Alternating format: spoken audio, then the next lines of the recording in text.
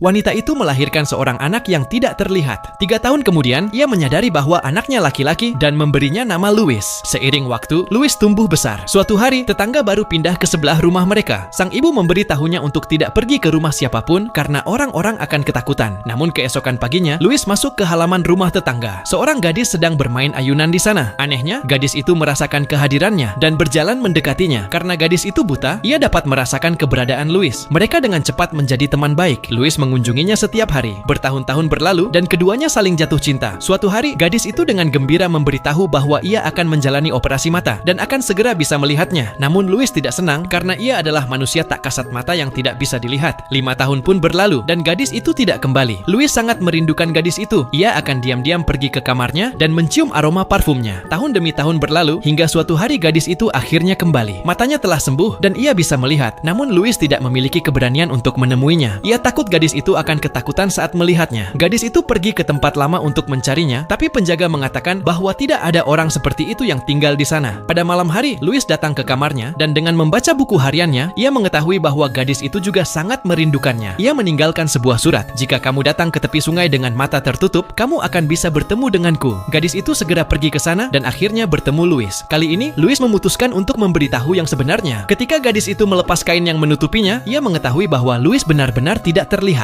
Awalnya ia mengira itu semacam sihir, namun ketika ia mengulurkan tangan dan menyentuhnya, Louis benar-benar nyata. Ia pingsan karena ketakutan. Keesokan paginya, gadis itu menemukan surat lain dari Louis yang mengatakan bahwa hubungan mereka mustahil dan ia sebaiknya pergi. Namun ketika hendak pergi, gadis itu tiba-tiba memejamkan mata dan mengingat kenangan lama. Ia memutuskan untuk tidak pergi. Ia berlari keluar dan dengan memejamkan mata, ia mencoba merasakan keberadaan Louis. Saat itu ia mendengar suara percikan air. Louis mencoba mengakhiri hidupnya dengan menenggelamkan diri di sungai. Gadis itu segera melompat ke sungai dan menyelamatkannya. Setelah itu mereka menikah dan memiliki anak mereka sendiri.